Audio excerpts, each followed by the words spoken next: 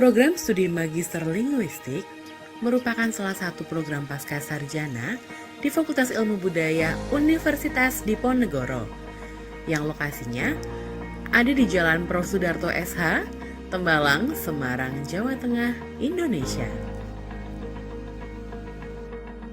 Program studi Magister Linguistik memiliki visi program studi berbasis riset yang unggul dalam bidang linguistik umum dan juga terapan di Asia Tenggara pada tahun 2025. Memiliki misi menghasilkan lulusan yang unggul dan kompetitif di bidang linguistik umum dan terapan, menyelenggarakan pendidikan berbasis penelitian atau research-based teaching yang berkualitas secara nasional dan internasional dalam bidang linguistik umum dan terapan, serta mengembangkan penelitian dan publikasi ilmiah yang profesional sebagai sumbangan terhadap perkembangan ilmu pengetahuan, bahasa, dan budaya.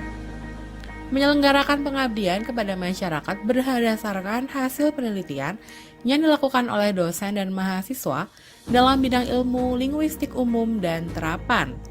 Meningkatkan profesionalitas, kapabilitas, akuntabilitas dalam tata kelola atau governance, serta kemandirian penyelenggaraan program studi. Serta tujuan dijabarkan dalam kurikulumnya dengan menawarkan bidang linguistik umum dan linguistik terapan pada pengajaran bahasa Inggris. Dari sejak berdiri, pada tanggal 6 Mei 2005 hingga sekarang, program studi Magister Linguistik telah melakukan perubahan-perubahan dalam peningkatan mutu dengan berpaku pada standar mutu dan melakukan evaluasi secara periodik. Capaian program studi Magister Linguistik telah diakui dengan diperolehnya status akreditasi A oleh Ban PT Republik Indonesia. Magister Linguistik Universitas Diponegoro. Program studi ini saya pandang berhasil dalam memaksimalkan potensi dari setiap mahasiswanya, kesigapan segenap staf, dan utamanya perhatian dari para dosen dalam mengajar, membimbing, dan membuka cakrawala pengetahuan adalah modal utama dari prodi ini. Bagi saya, mata kuliah yang saya peroleh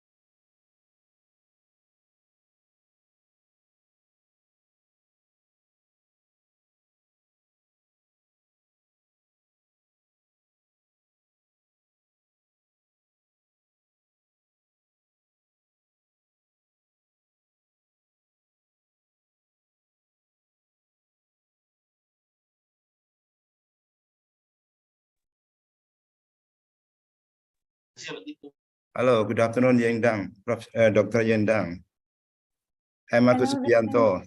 I got your email a few days ago. Thank you very much. Yeah, Prihantaro is now in Bali. He's attending like a seminar, so he cannot join here from Semarang. Thank you very much for your time and your ability to join. I mean, to give a speech here. Thank you very much. It's my pleasure. All and right, hi, everyone. Pleasure.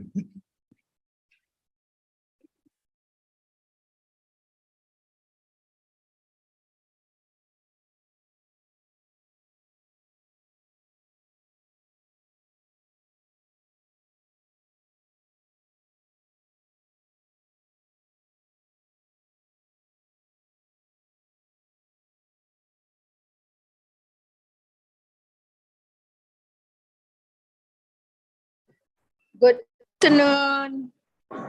Hello, good afternoon. Yeah, allow me to say good afternoon from Universitas Muslim Indonesia. I'm Emma Basirgan. All right. Okay. Good afternoon. Welcome to our meeting. Thank you very much for I'm so joining. sorry because I am now with my dean. We are doing our semester meeting. So Okay. I'm out from that.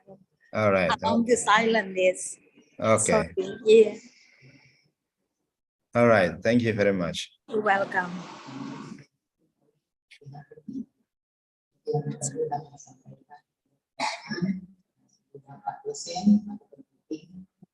Yeah, we are waiting for around 5 minutes to wait for the others to join.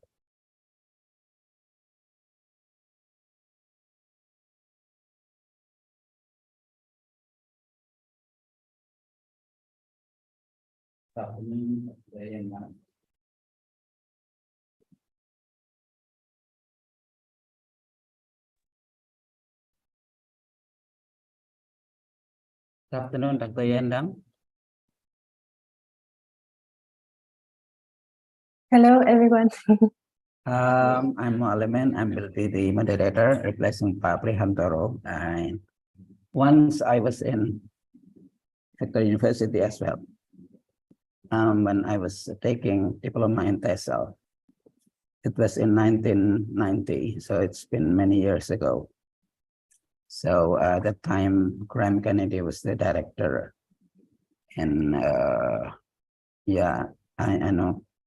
Well, I don't know so far with the director there. Now, when was when you took MA in Victoria University? When was that? Yeah, I did my master degree, I think in 2012, I think around that time. Wow. And then I did a PhD after that. I think I know some friends from Indonesia. Hmm, Yeah, Anik and other people. Yeah. I see. What I is Nababan. Have you heard this word? Nababan from Sorry. Nababan. Is taking PhD there on translation, I think. Translation. It's from other department, I think. I see. I'm from linguistics, so yeah, no translation. I see.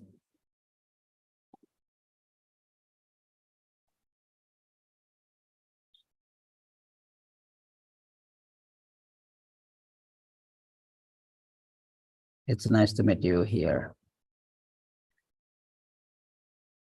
Okay.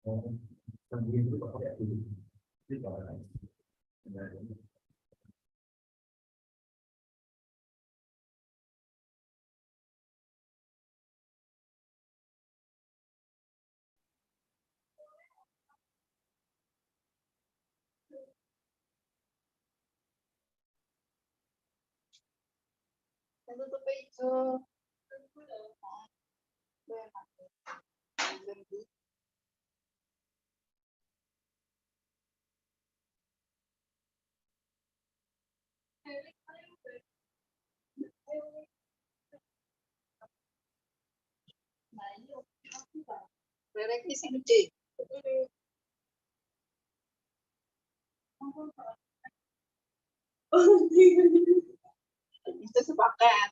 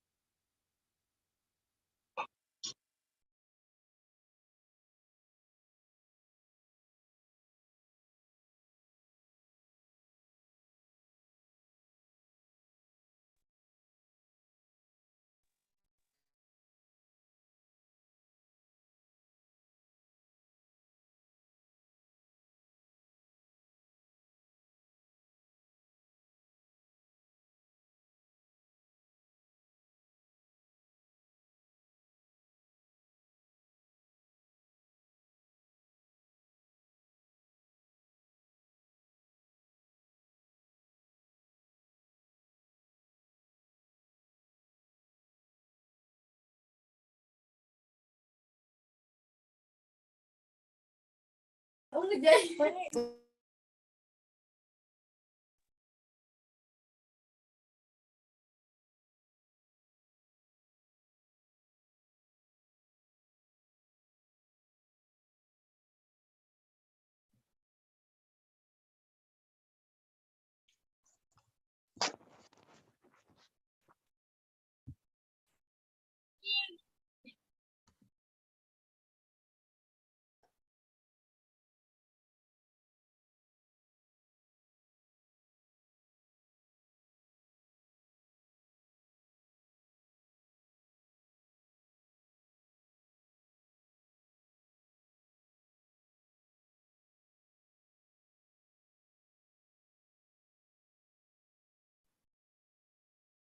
right, we've got the Dean. Good afternoon, Ibu Dr. Nurhayati.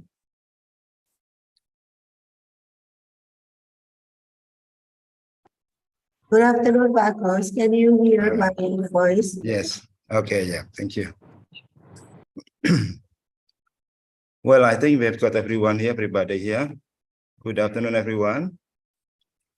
The Excellency Dr. Yendang, dear students of the Master Program of Linguistics, Diponegoro University, and also the lecturers of Diponegoro University, and also all participants of this afternoon guest lecture.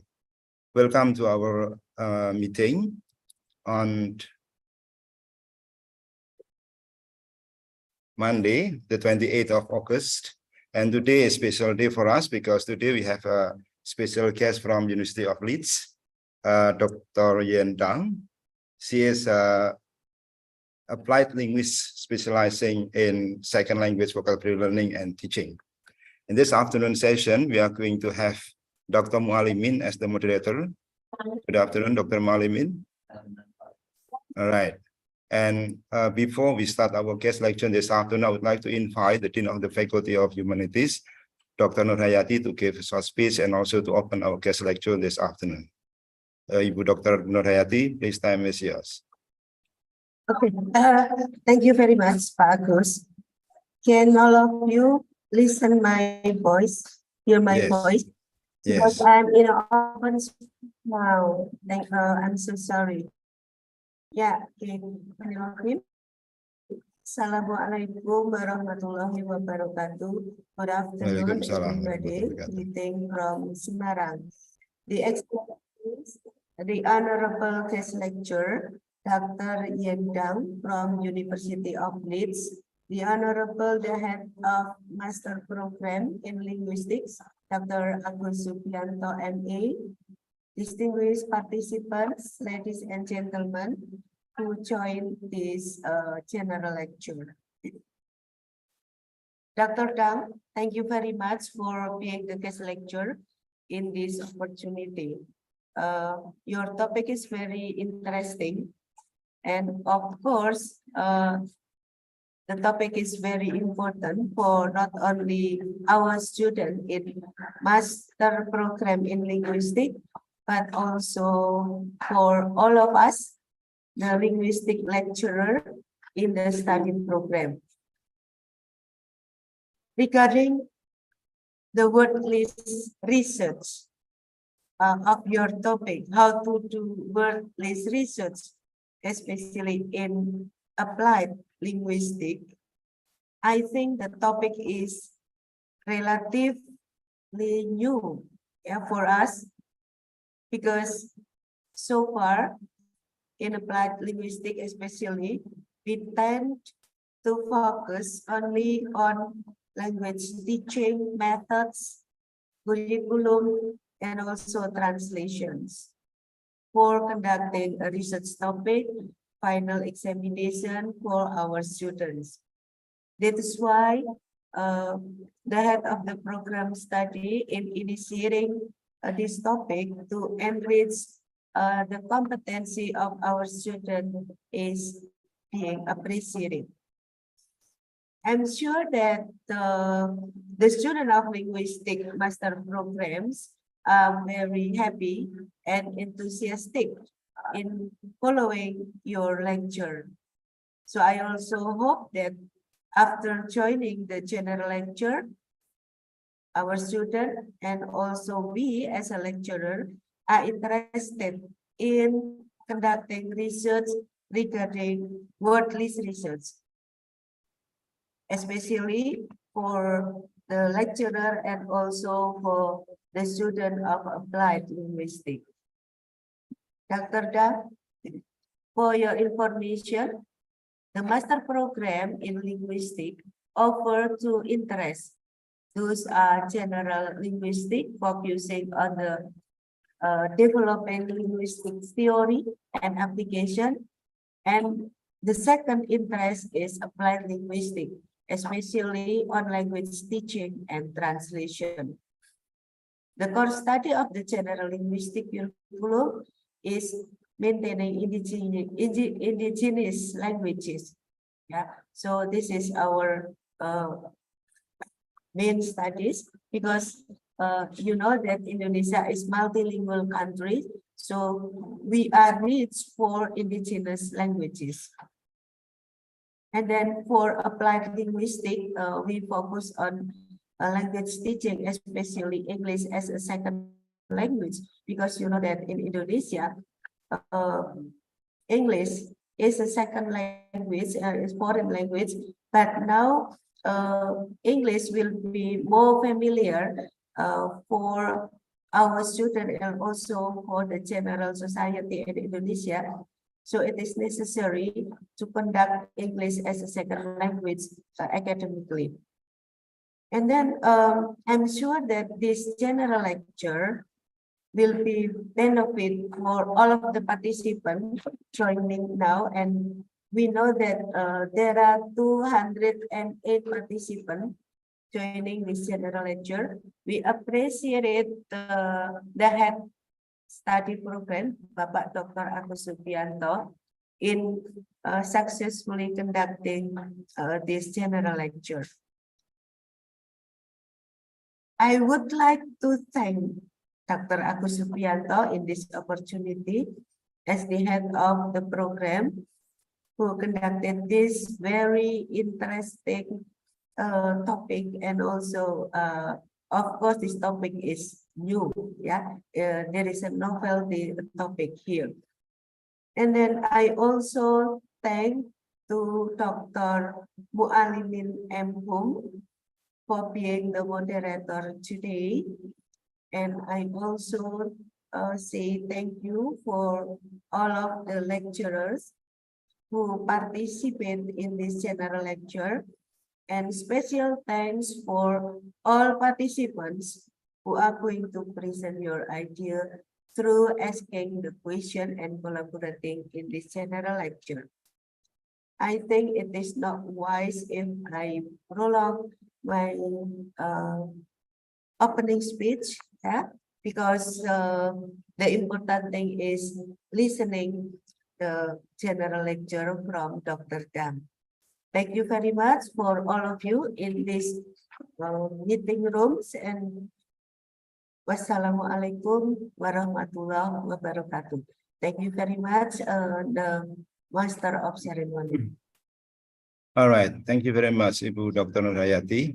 Well, before I let the conduct the session to the moderator, I would like to inform Dr. Yendang that the participants that we are inviting this afternoon cover all students of the Master Program of Linguistics, the Ponegoro University. Yeah, some of them are now preparing for their research, either on general linguistics or applied linguistics, and some of them are still in this first or second semester.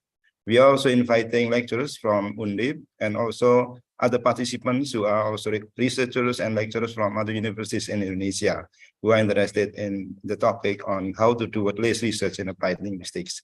We do hope that as head of the Master Program of Linguistics at Undip, we do hope that students and also all participants get new perspective on how to do research using corpus linguistics here, because this is one of the current issues in linguistics. You know, we do hope that students also get new perspective on how to do research, you know, using this kind of what you call that perspective. Now, I'd like to invite the moderator, Pak Mualimin, Dr. Mualimin, to share the session. Please, Pak Mualimin, time is yours. Okay, good afternoon, everyone. Good afternoon, Dr. Yendang. I'm honorable to be the moderator for this question. I would also express our gratitude to all the participants who has joined this lecture. Okay, before we start, I'd like to read the CV of Dr. Yandang. Dr. Yandang,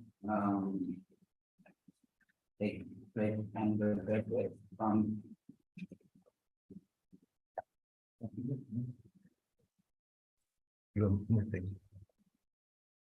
okay.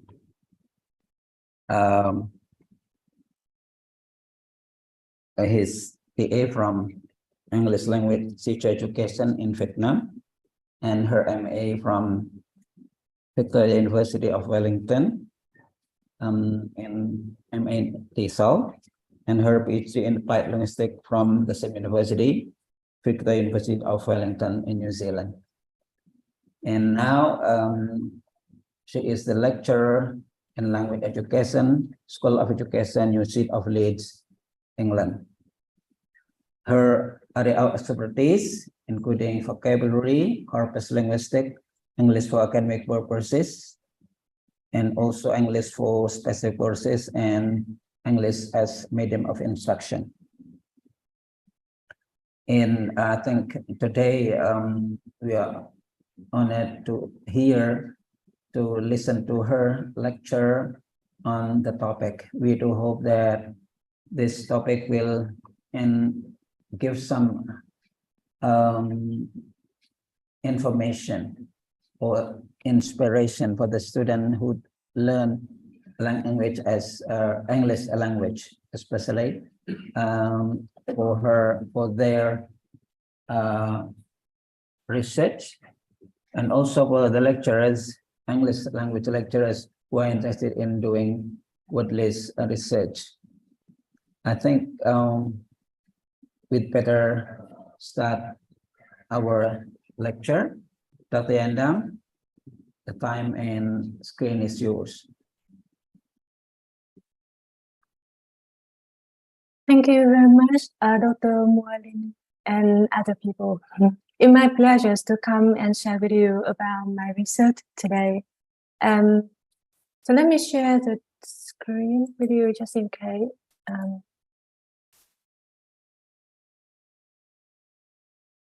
So can you see my screen well? Yes. Yes.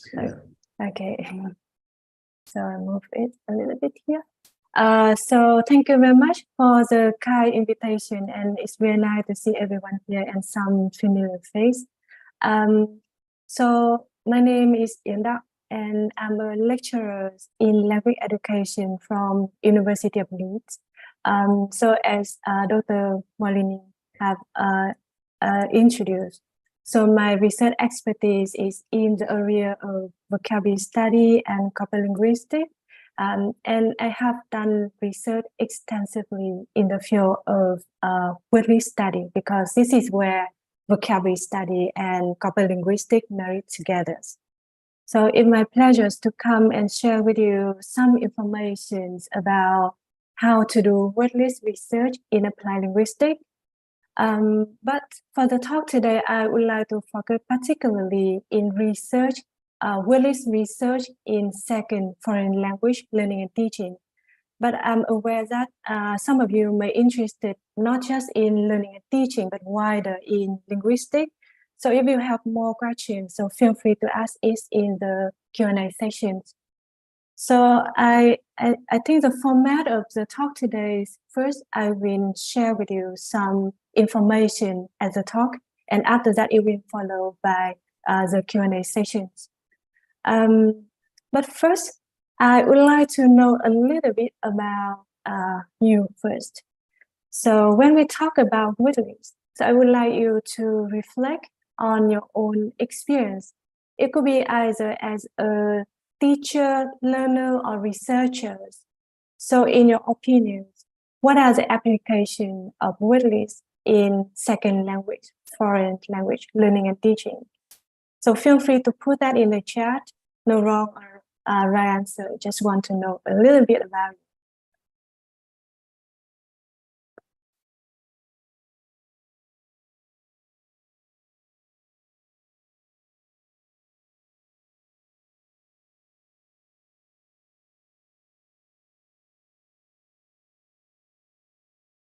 So open the chat. So you can put some information there. So how did you work this in your study?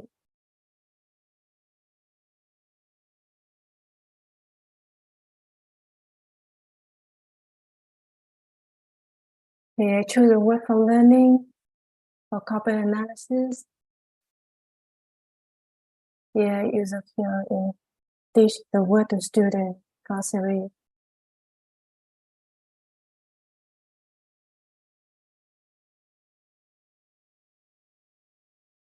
Yeah, in the field of analysis research and for the students.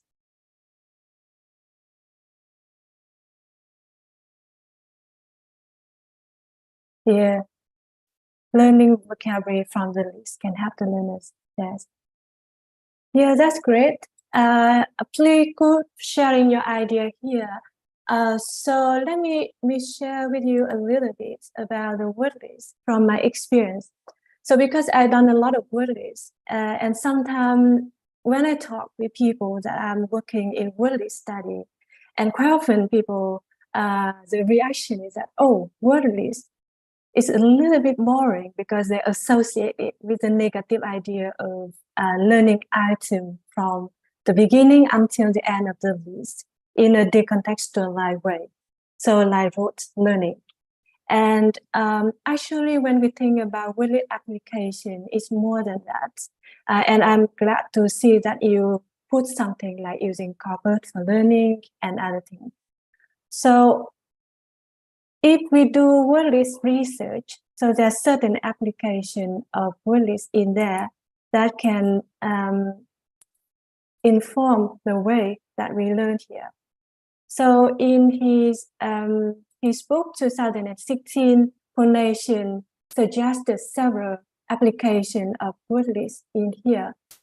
So for example, the first application is that by the findings of word list research can help us to estimate the lexical challenge that students have to deal with in their future language use. So it can help you to help us to answer some questions. For example, how many words students need to know to understand general conversation, to understand their reading materials, or to understand academic lectures in their degree study in English, for example. And with the finding from word list, we can identify which lexical item, which word or phrases that learner need to know to deal with the challenge. For example, to help them to effectively communicate in the target language. And then it will inform the way we set the short-term and long-term vocabulary learning goal for the program. So for example, in one semester or in the first year of their study, which word that they should focus on so that they can make good progress in their language proficiencies. And it also help us to guide the learning sequence in the program. So which word or phrase they should learn first, which one they should wait later to learn. And it also informs the way we design the material, especially if you teach students in a second or foreign language. How can you ensure that the material that you use can match the level of your student? Is the material that you are going to use is too difficult or too easy for students? So word list can inform the area. And then based on that, it can inform the way that you can adapt the materials, how you can adapt the vocabulary in the materials to make sure that it's easy and match the level of your student. And it also informs the way we identify the potential source for incidental vocabulary learning. Because we know that for our students, a lot of the learning happens outside the class. It's not just from the textbook, but they can also learn, for example, vocabulary incidentally from listening to song or watching television or chatting, playing computer game outside the class. But how can we identify this source? And using word lists can help you to provide empirical evidence supporting your decision of choosing the materials for students. And of course, word lists can also help you to select items for deliberate vocabulary learning activity. For example, learning items from word cards or flashcards. So what word, what phrase that you should use in the activity. So that's where word lists can inform you in the area. And another application of word list is that it can also provide you with the resources to select items for vocabulary test. So if you want to test your student want to know how large their vocabulary size is, if they already learned the items that are important for them to understand their reading material, for example. So what item, what text that you should put there, that where word list can inform you.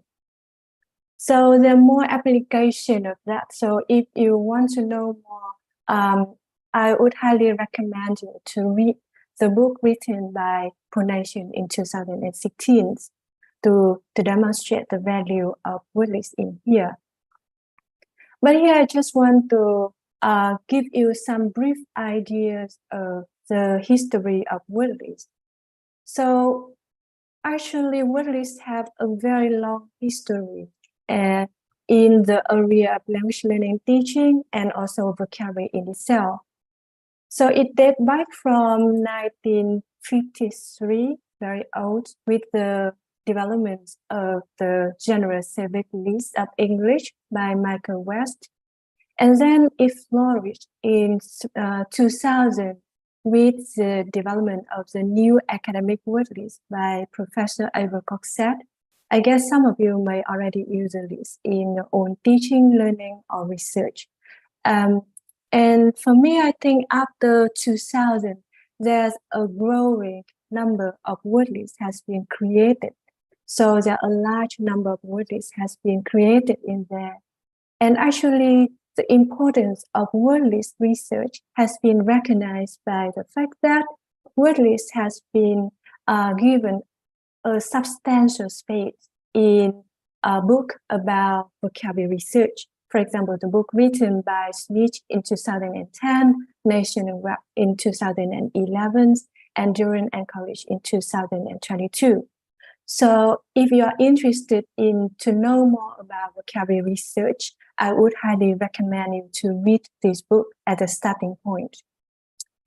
And the importance of word list is has been given special interest, especially in the book written by Ponation in 2016. And this is one of my favorite books because it provides very detailed instructions of how you can make and use word lists. So very detailed guideline on a word list study. So if you are interested to know more about word list research, this is one of the must-to-read reference here. And in 2020, I also wrote a book chapters appearing in the Routledge Handbook of Vocabulary Study, edited by Professor Stuart Webb. So in this chapter, I provide an overview of different kinds of corpus-based word lists for second language vocabulary research, learning, and teaching. So this is some reference for you if you want to know more about word list research and if you're interested to do research on word lists. So I recommend you to read that. But for the talk today, I would like to give you some very basic idea to introduce you to the field. And hopefully, if some of you, I know that there's a student here, if you feel inspired by the topic and want to do research in this one, so hopefully it can give you some basic idea. But for those who not intend to do research in word lists, but may apply word lists in your own learning or teaching. So I think the next step is you may read some research articles, and hopefully the information in the talk today can give you with some ideas so that when you read people describing word lists, you will read it with a critical way to evaluate whether the list is good enough and how you can apply the word list in your teaching and learning in a principled way. So let's go to some application of word list. So for today's talk, I'm going to share with you some key strands in word list research. And for each strand, I will share with you some basic steps of how you conduct the research and take the example from my own study to illustrate for each step. So one of the applications of word list studies is clearly to develop word lists for learning and teaching. So one of the key questions in vocabulary learning and teaching is that there are so many words in a language. So which word that learners should learn? So there are different factors that may affect the decisions. But in vocabulary research, we have suggested that people should learn the words that are useful for them, the words that can enable learners to communicate in a wide range of situations in their target language use. But the question then is, how can we identify the words? And one of the key principles in vocabulary learning and teaching is that we should learn the words that occur frequently in the target language use. So learning words by frequency is one of the key principles, and it also informs the way we create word lists. So let me, to demonstrate the values of learning words by frequency, let me share with you the findings of a research project that I did with Professor Stuart Webb in 2020. So in this project, we use corpus linguistics as a tool to analyze the occurrence of words at different 1,000 word levels in spoken and written English.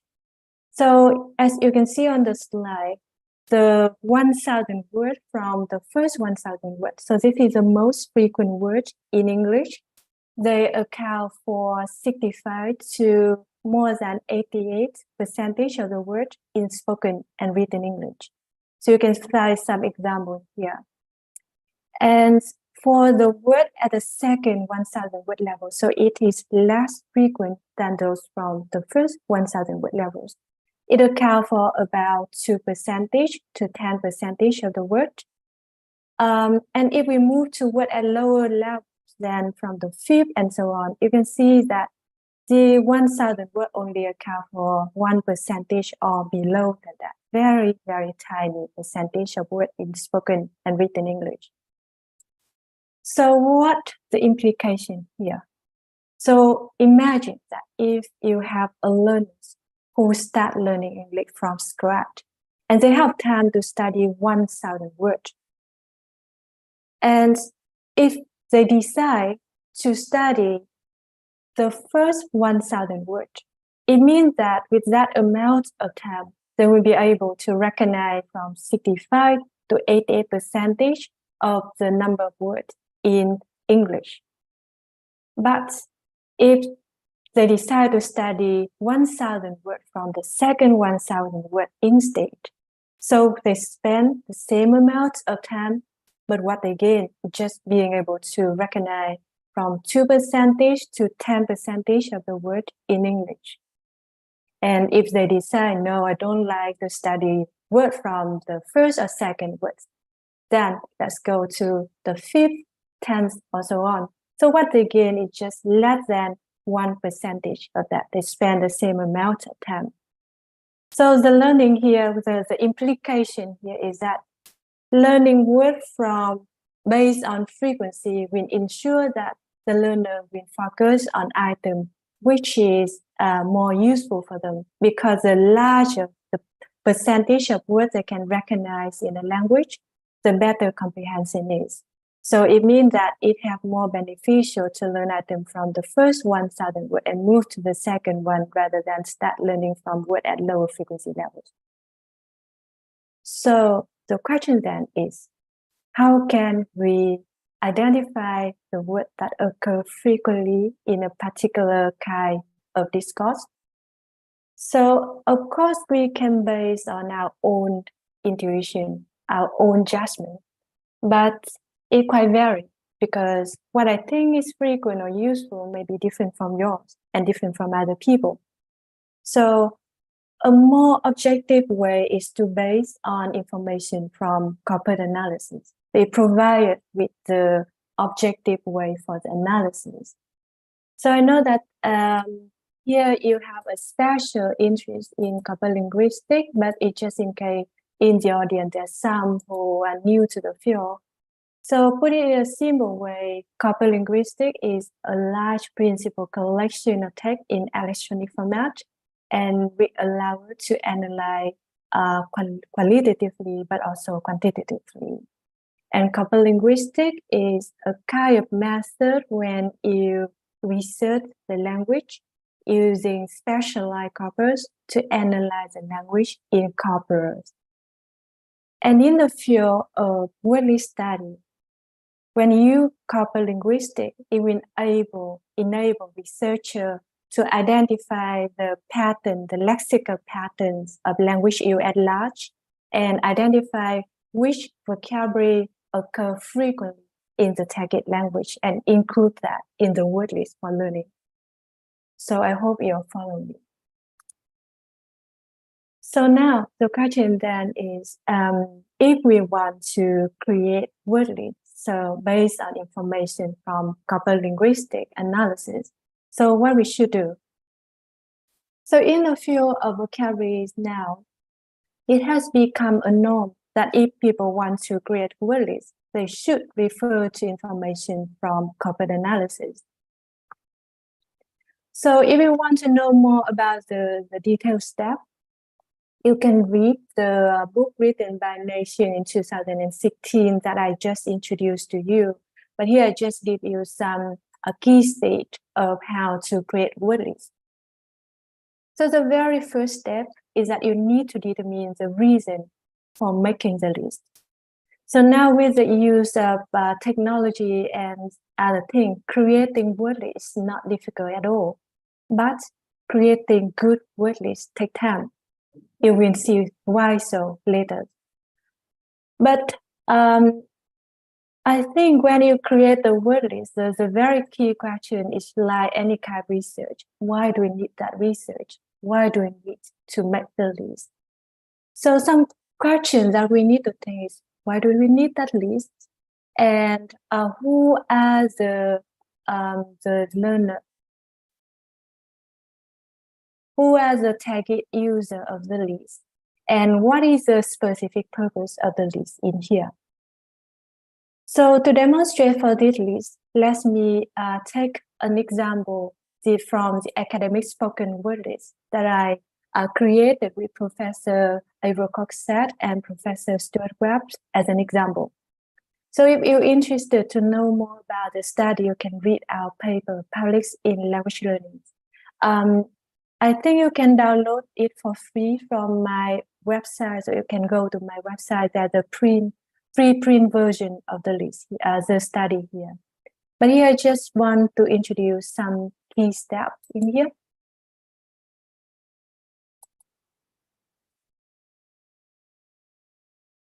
So the first step, as I mentioned, is that you need to ask yourself why do we need the list.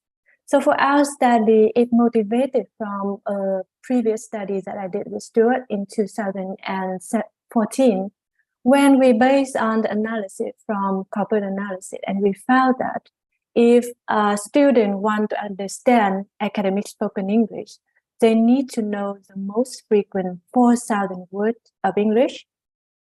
But the evidence from vocabulary tests, when we measure the vocabulary knowledge of learners who start learning in the EAP program in different countries, including my own research, we found that while some students coping quite well with the most frequent 4,000 words, there are a certain number of students who have insufficient knowledge of the most frequent 3,000 or even 1,000 words.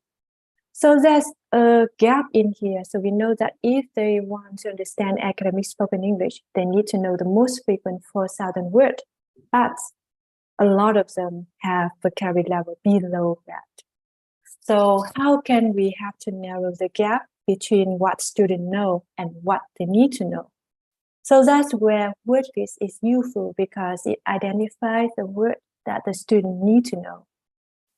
But the next question we need to ask then is if there are any other word lists available at that time to help students to deal with the lexical challenge. And there are several word lists available at that time, but from our literature review, we found that most of them focus particularly on helping students to deal with the challenge of their reading materials, not academic spoken English.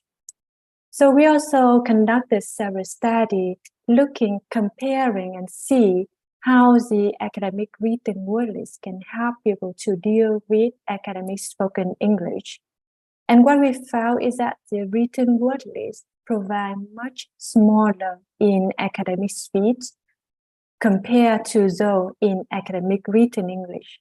So that demonstrates that while the word list is useful for students to deal with the lexical challenge of academic reading, it may not work well for academic speaking listening. And that's why we need to create a list.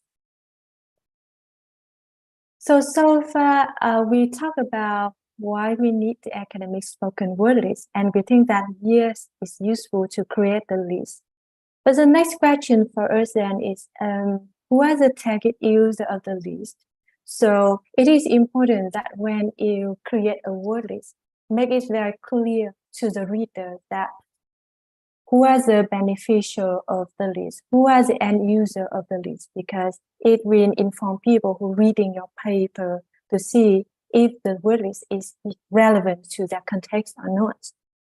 So in our case, we define the target learners, the learners in the English for General Academic Purpose program.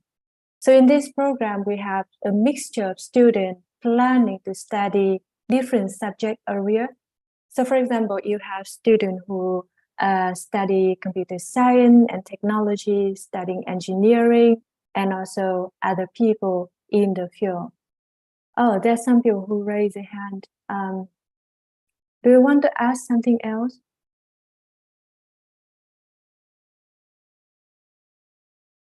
Or should I continue?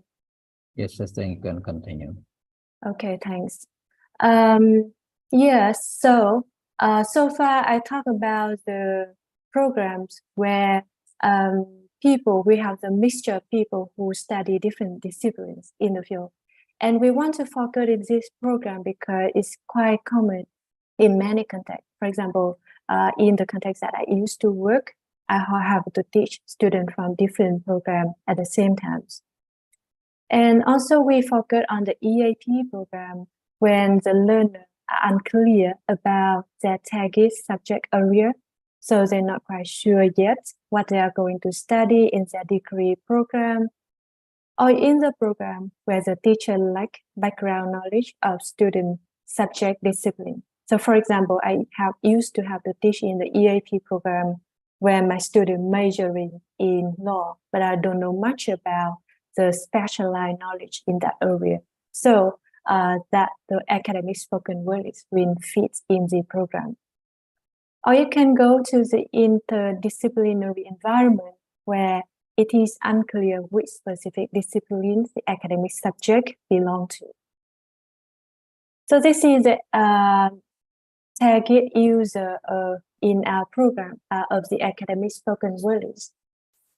And then we also need to identify what is the specific purpose of the word list. So for the academic spoken word list, we focus on helping the student to deal with the lexical challenge of academic listening in their degree course. So it means that we focus on the receptive vocabulary knowledge rather than productive vocabulary knowledge.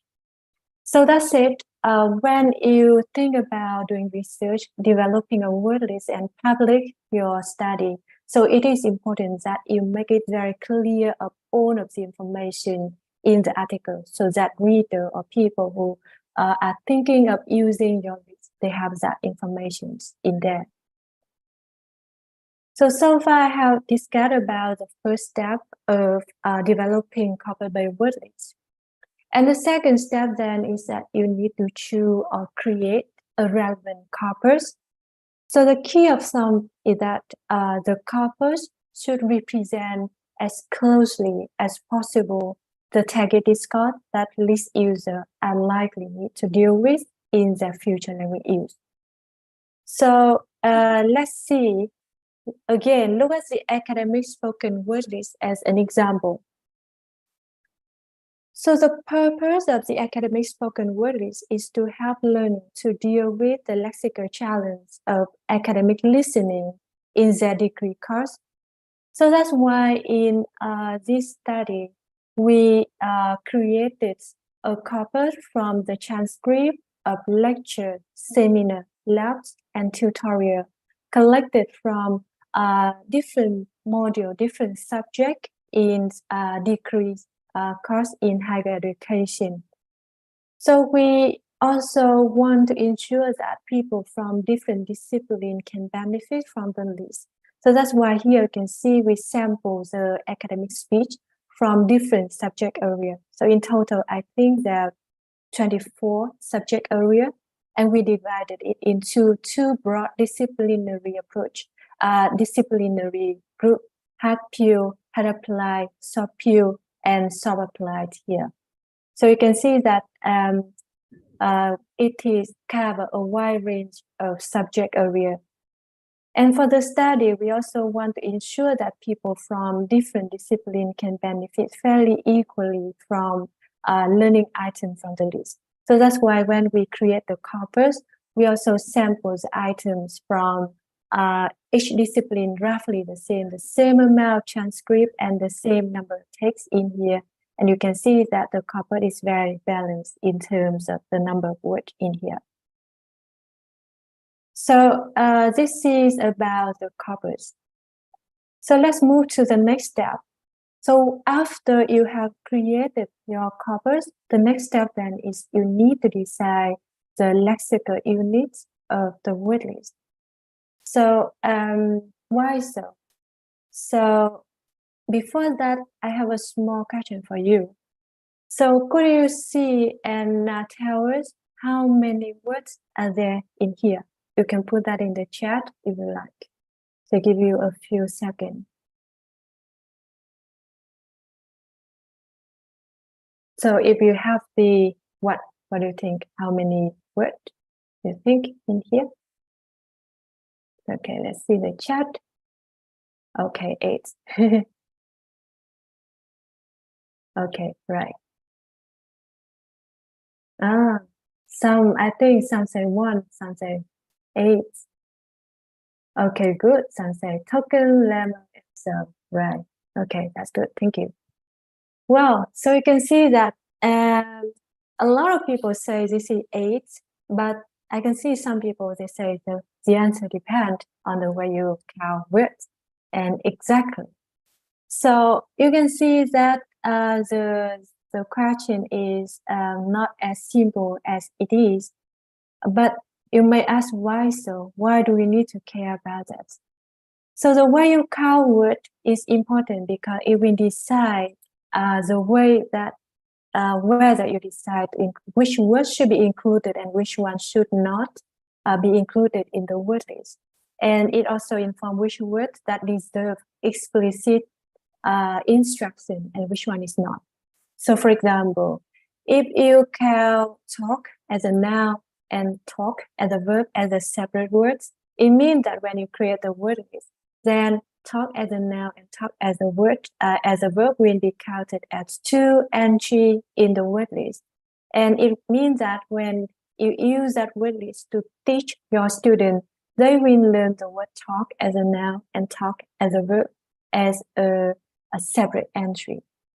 For example, like this.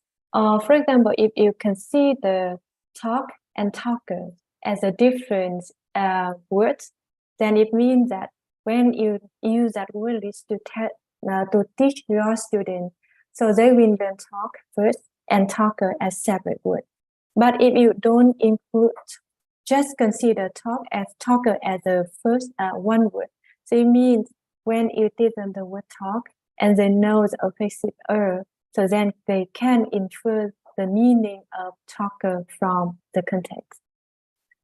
So that's why deciding on the lexical unit of counting is one of the key steps of making word list. And it is important that you make that information clear to the reader when you do the research and publish your research findings. If you want to know more about the different unit of counting word, so I think I recommend you read again the book written by Punation 2016, and I also wrote a commentary in SSLA journals about how to select lexical units for word list study. But here I just want to give you some brief introductions. So in word list studies, there are several lexical units that has been used commonly. The first unit is called type. So basically, it is relevant to level 1 word family in nation classification. So basically, for word type, it means that you will count unrepeated word form as separate words. So for example, I think many of you say there are 8 words. So it means that you consider separate word form here as 1 word only.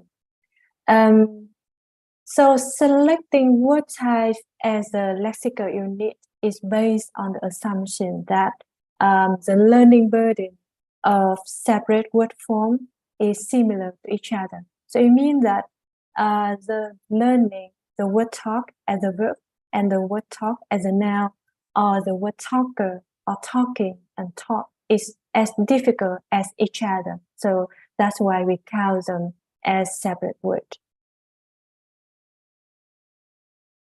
So another way to count words is called lemma. So what lemma means is refer to the base word together with inflected form are counted as 1 word. And for lemma, we also taking part of speech into consideration.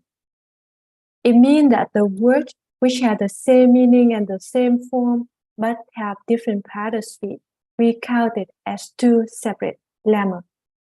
And in nation classifications, lemmas are classified as a level 2 word family. So to give you some idea, so here we can have talk, talks, talking.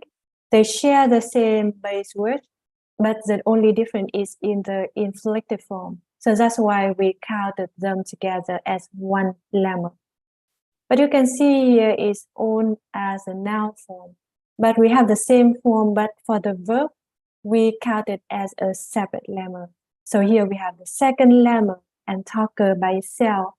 This is ear is not in inflected form, so that's why it's considered as a separate lemma. So basically, we have 3 lemmas. Now, the assumption related to lemma, if you choose lemma as a word list, as a unit of counting, it's important that you are aware of the assumption behind that unit of counting.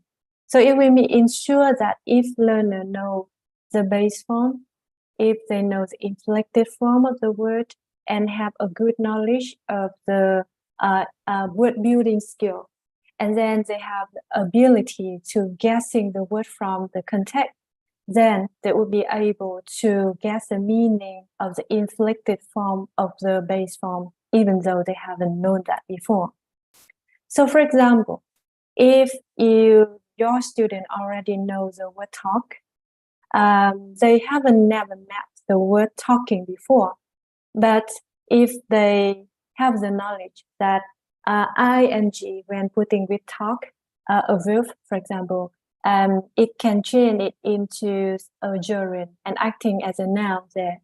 So then when they do the reading, they say that talking is fun, for example. Although they don't know the word talking, haven't met that before, they can infer the meaning from the context. So that the learning burden of learning the word talking is lighter compared to learning a totally new word. So that's why we should count it as 1 lemma or 1 unit together. So this is the assumption of choosing lemma as a unit of counting. Now we also have a larger unit of counting. It is called lemma. So it gets fun now because it's more complicated. But actually, it also belongs to the level 2.5 with family. So basically, it's very similar to lemma, but the only difference is that for lemma, we don't take part of speech into consideration. So for example, here you can see the word talk, whether as a verb or a noun, they all consider as one lemma only because it includes the base form talk and also inflected form in here.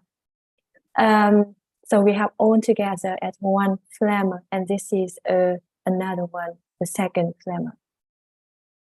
Now, I noted in the chat, some of you mentioned about word family and consider as all of them only have one word. I think that you think about word family. So there are different levels of word family, but if you read article, normally when people say about word family, they refer to word family at level 6. So it will include the base words, inflected form, and closely related derived form up to level 6 in boy and nation classifications. So let me explain a little bit. So here, you will see there are certain, on the example here, it shares the same base word talk. The only difference is inflected form here. Okay, I think that I already explained the inflected form, but for the word talker, we have the affixed ear. So this is the derived form. So if you follow the word family level 6, it means that you win based on the assumption that if people know the base word, for example, talk, if they know inflected form, they know that putting s will be third person singular or maybe the plural form, ing, indicate that continuous progressive tense or can be a gerund noun. Ed is a past form. And if they know closely related derived form, they know that the affixed ear will infer to the person who do that action. So they have all that kind of knowledge. And if the student are able to get the meaning from context, so for example, if they read a text when the word talker or talking happened there, and they know the meaning of the word talk, they would be able to infer the meaning of the new word talker based on the context without any explicit teaching from the teachers. So if you feel that this is something that your student can do, then word family level 6 can be a relevant unit of counting there for you. So that's it. There are a lot of ways that we can count words, and there are no one-size fits all at all. And it much depends on who as a learner and what they already know. So far I have talked about the unit of counting, but it's mainly about the way we count single word. But I have another question for you. So I have a question. I have a sentence in here. Again in the chat, could you tell me how many words are there in this sentence?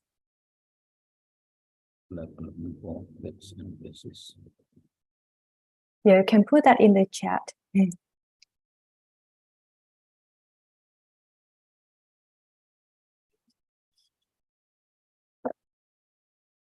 I hope it's not too tricky. So let's see.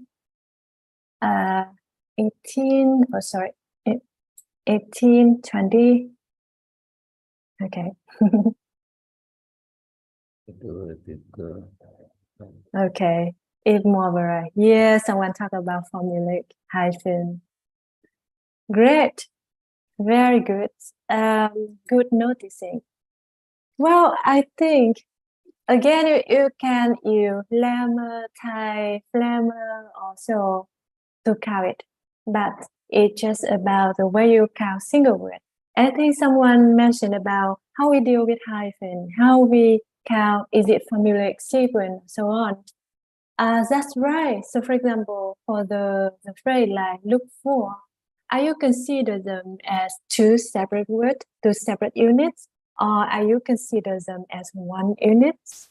So that leads us to the idea of multiple word sequence. And this is also one of the area in the way we count word. So you may be familiar with the term like phrasal verb, idioms, compound nouns, or collocation. So that demonstrates that counting words is more complex than we expected. So for example, because it also come up with the learning burden again. So for example, are you going to teach students look and for separately, or should they teach them as one unit? So is it easy or difficult for students to learn the item? All right. So all of the decisions that you need to consider when you design word list and acknowledge that in the study. So we come back to our step in designing the lexical units.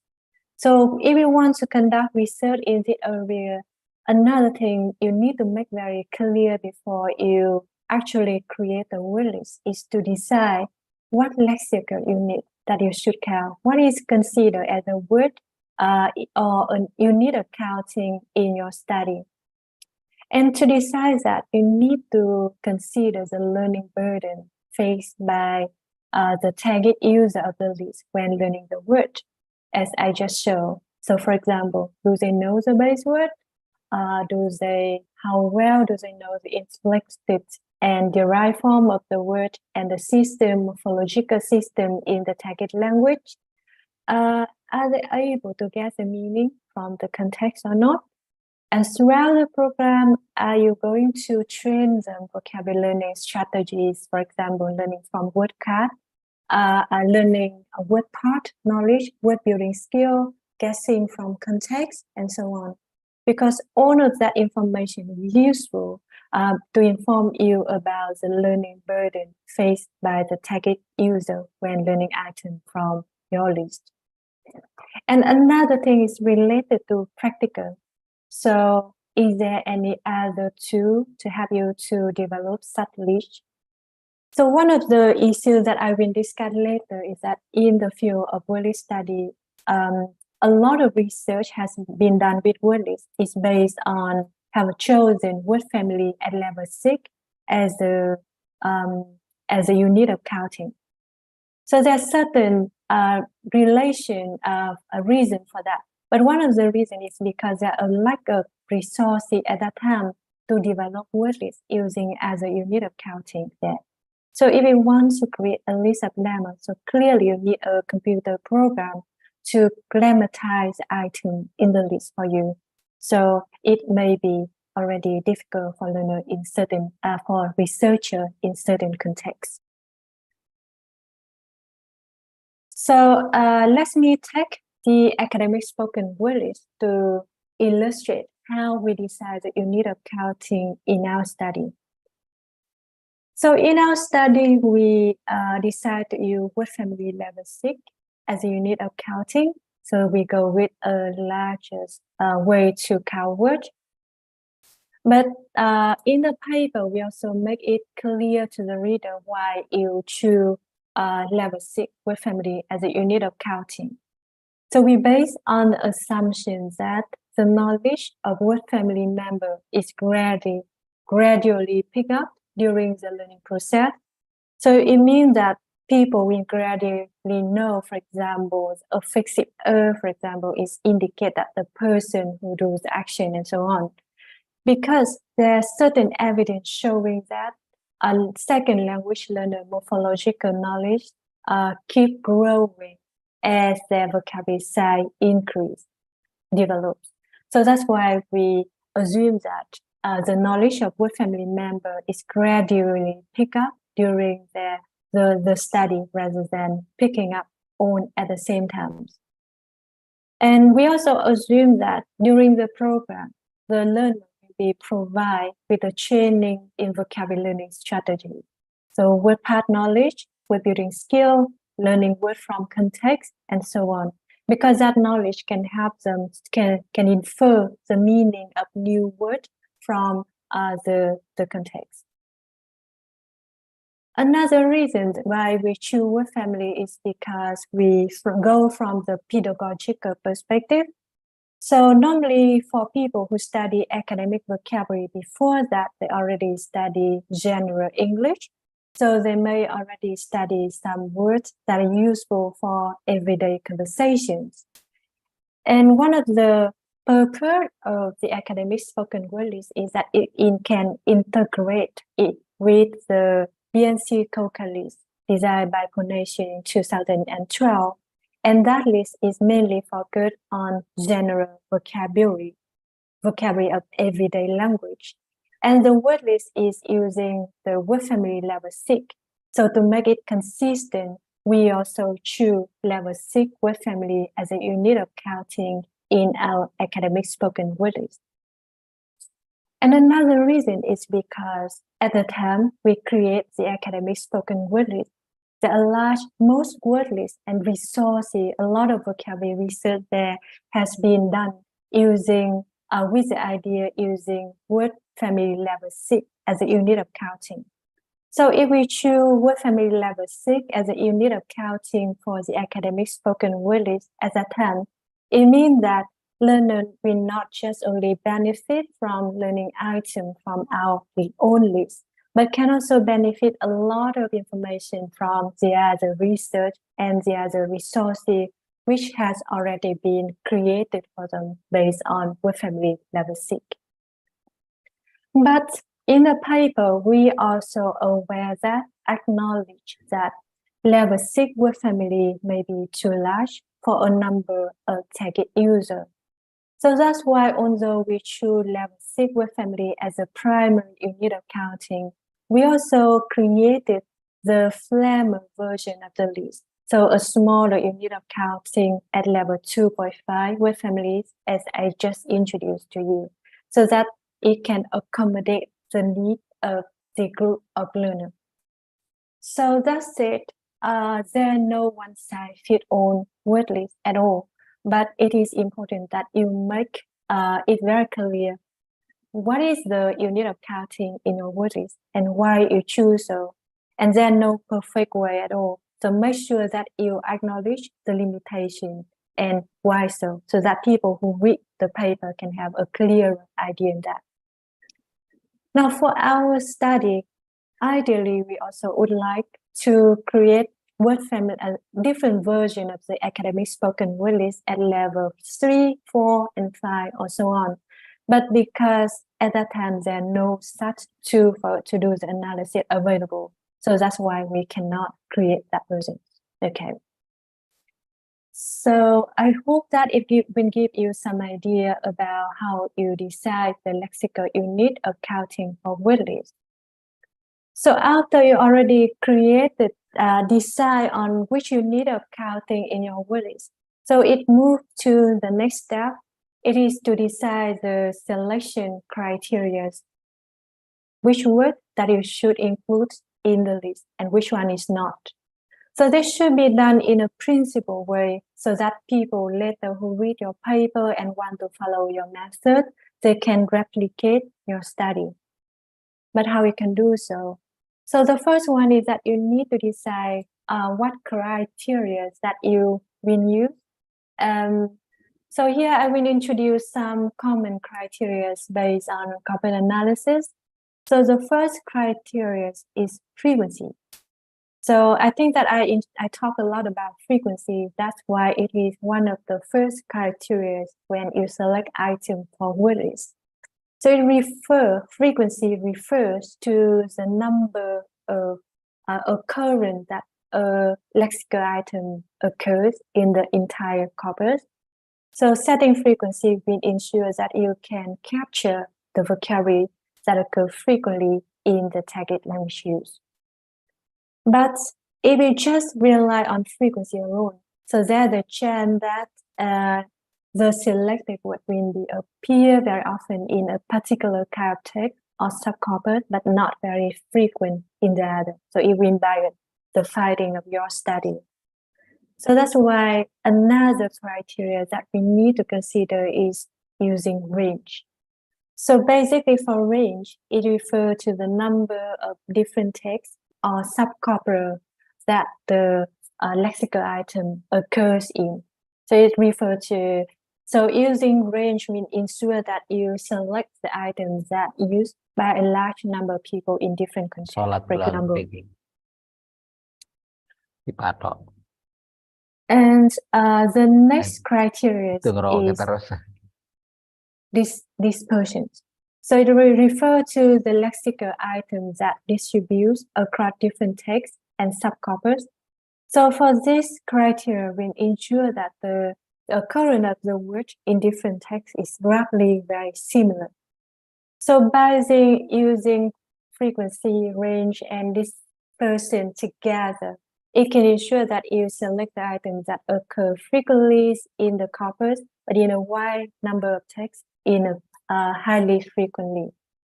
So that's why frequency, range, and dispersion has been used very often in the language here. And for the list of multiple word sequence, there are certain criteria, for example, n-gram. So talking about the length of the multiple word sequence, we talk about 2 words, 3 words, or 4 word sequence. The strength of association, especially if you develop the list of collocation. So how likely the word tend to co-occur to each other, not by chance. So how strong the association is. So I'm not going to go into detail. So for each criteria, there's certain measures, but I think one of the book written by Branzinos about statistics in corpus linguistics can explain more in this one. So I would recommend you to read this one. Now, so far we have talked about different criteria to do that. And we also have another criteria called kinete. It means how the word appear significantly more frequently in the corpus compared to the other. And this is also a criteria commonly used if you want to design technical list vocabulary, the list of technical vocabulary as an example. So once you already decide which criteria you will use, the next step is to decide which program you will use for the analysis. So there are a lot of free open access program available online, for example, Range and Word Profiler, Landsbox, or Scat Engines. And for each program, there's certain manual and tutorial online. So you just go there and see how, play around, see how you can use them. So I'm not going to go into detail. But the program only help you to count the occurrence of the lexical item. So it will provide you with the raw data. So the next step then is you need to decide what cutoff point. So for example, what is the cutoff point frequency, range, and dispersion, and so on. So this is where you need to think about the principle, how you decide the cutoff point. So to illustrate for that, again, let's go back to the academic spoken word list as an example. So when we, in this study, before we decide the cutoff point of range, frequency, and dispersions, we would like to think about what we want, what characteristic of the academic spoken word list that we would to have. So in this study, we would to have the academic spoken word list should contain a small number of items, but provide greater coverage in academic speech than the BNC 2000. The reason is because a lot of students, before they learn academic vocabulary, they already learn general vocabulary. And the BNC COCA 2000 represent general vocabularies. So if the academic spoken word is not help them to achieve larger coverage, it's not as good as the BNC COCA 2000. So there's no need to create that list, right? So the second thing we would like the list have the feature is that we would like the list will include a considerable number of items outside the BNC 2000, but the items should have high frequency and wide range in the spoken word list corpus. The reason is because, again, a number of students who learn the academic spoken word list may already have a good knowledge of general vocabulary. So they need to learn some words that are more useful for them. So that's why we focus on selecting the criteria. And the next criteria is that the coverage of the list in the subcorpora should be similar to ensure that it is can benefit the student from different disciplines fairly equally. And the last criteria is that it needs adaptable to learner levels. It means that we divide the level of the list according to learner proficiency. And we want to ensure that learners from different levels can benefit quite similar from the list. So that's why each of the level in the list should have the feature above. So this is some principle. And then based on that, we conducted several experiments when we try a different range, frequency, dispersion, cutoff point to see which version of the academic spoken word list can match the principle the best. And then finally, we decide the version that have the criteria, the cutoff point will meet the selection criteria the most perfect way, and identify the 1,741 words that match the criteria and select in the list. So this is the way we decide the cutoff point and select item for the word list. So let's go back to the next step of selecting the word list in here. So the next step is that we need to validate the list to see if it is good or not. And one of the ways is we base on the lexical coverage of the list in the corpus from which it was developed and in the corpus of similar or different genre. So a very common way to evaluate word list is based on the lexical coverage. It means that the higher the lexical coverage a word list provides, the better comprehension is. So for the academic spoken word list, as you can see here, the list covers 90% of the words in the whole corpus, but we also look in each subcorpora, it also covers around 90%. So it means that the list can benefit people from different disciplines very well as a whole list and so on. So we also looking at the coverage of the list in 3 independent corpus. So the second academic spoken corpus have a similar size and also similar structure as the corpus from which it was developed.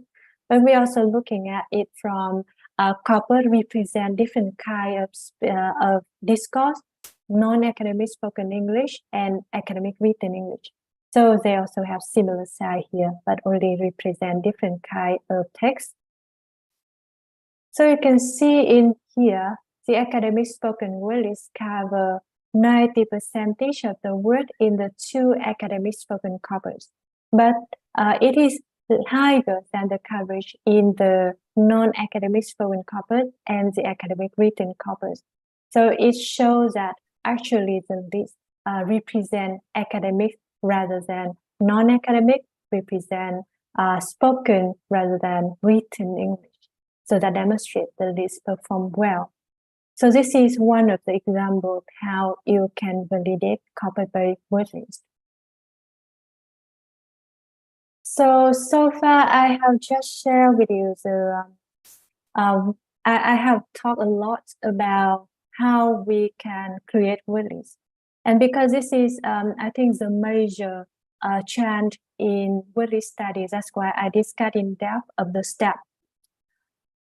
But actually, word list study is just more than just creating word lists, and there are other strands as well. And one of the strands is analyzing vocabulary. So basically, for the finding of this kind of research can help you to estimate the number of words that you need to know to understand a particular kind of discourse. And how can you do that? So here is some key steps.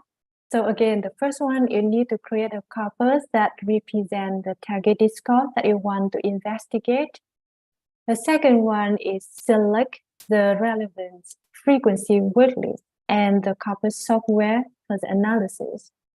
And also, you use the corpus software to run the corpus against the frequency word list.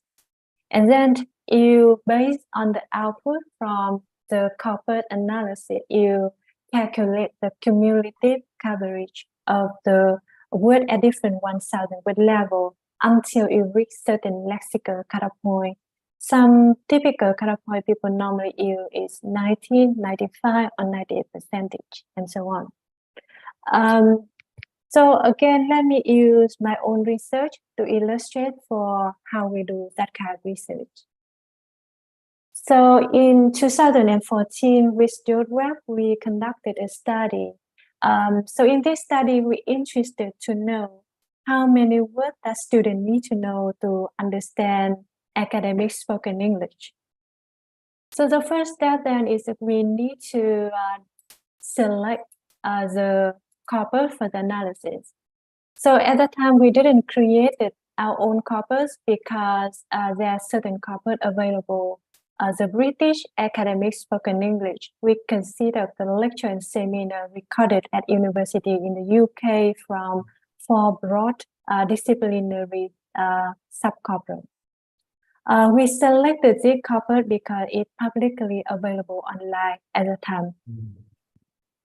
We use the range program for the analysis, and we select the BNC 14,000 word list designed by Pronation.